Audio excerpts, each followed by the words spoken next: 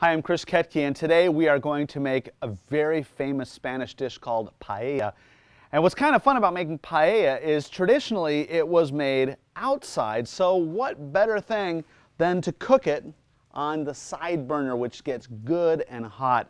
And so what we're going to do to make paella is, first of all, put some salt and black pepper on some diced up chicken and pork. Stir that up a little bit, touch more salt. And this is one of those dishes that takes a whole bunch of different steps. And so the first step is to brown the meat. And I have over here a paella pan. And you could also do it in a large saute pan, but this is the traditional pan. I'm going to put some oil into the pan. Now right now, I've got both burners cranked up all the way. And you can see the smoke coming off because to brown the meat, I want this as hot as you can get it.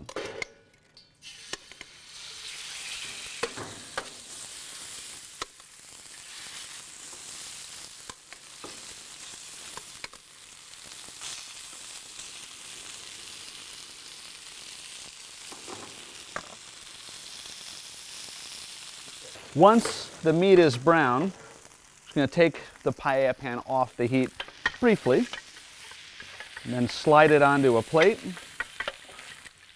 And we're going to come back to this later because at this point, the meat is not completely cooked. It's just browned on the outside. I'm going to put the pan back onto the side burner. I'm going to put in some more olive oil. Being a good Spanish dish, we're going to put a bunch of olive oil into it. And then I'm going to put diced up onions. And I'm going to go ahead and put in a couple cloves of minced up garlic as well. And so the next step is to cook the onions and garlic completely. Now this is where you may want to turn the burners down just a bit because you saw how hot the pan was before.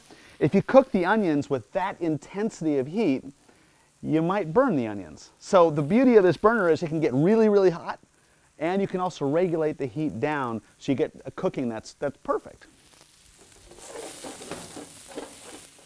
After several minutes, the onions are completely cooked, and in goes the next batch of ingredients. I have some diced up tomatoes. Put them in the pan, along with some green beans. The green beans are cut into kind of like 1-inch pieces, 1.5-inch pieces. And what I'm going to do then is cook this for just about 3 or 4 minutes, because what's going to happen is I want those tomatoes to soften a little bit and the green beans are going to warm up, and then we're ready for the next batch of ingredients. The next step in our paella is basically to put all the rest of the ingredients into the paella pan. So in goes some garbanzos. These are canned garbanzos. They're already cooked. I'm going to put in medium grain rice. Oh, that's looking really good. I'm going to put in a can of artichoke hearts. One of the neat things about paella is you get lots of different flavors and lots of different textures and different sizes of things. So you have sort of the little garbanzo beans, and you have those big artichoke hearts. Now for seasoning, I'm going to put in saffron. Saffron is the critical ingredient in a paella. And you can see right here, it's these little parts of a flower, little stamens of a crocus flower. And it doesn't take much saffron, which is a good thing, because saffron is really expensive, the most expensive spice out there. But a little bit goes a long way. And then I'm going to put in some paprika. Get it all in there, there we go. And then lastly, actually second to last, in goes that browned meat from before. Oh, this is looking good. I'm going to stir that up. And the only ingredient that we're missing at this point, it's kind of very, very important ingredient, and that is some water. Pour in the water.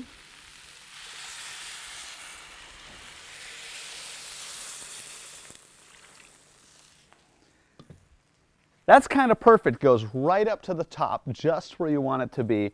And what we're going to do, just like when you're cooking any rice dish at this point, we're going to bring it up to a boil. We're going to turn it down to a simmer and let it cook for about 15 minutes until the rice is nice and tender. But you don't cover a paella as it cooks. So we're just going to let it sit here and do its thing. So that paella is done. The rice is al dente. You can see that the rice soaked up all of that water. So what we want to do then is turn off the burners, put a piece of aluminum foil on top, and just let it sort of sit there for about 5 minutes, and it's ready to serve. Now, one of the great things about paella is that you can kind of put just about anything into paella. In fact, an ingredient I love to put in is snails, and it's actually a traditional ingredient to put about, 12 snails, even up to 24 snails, hide them inside of there. It's delicious.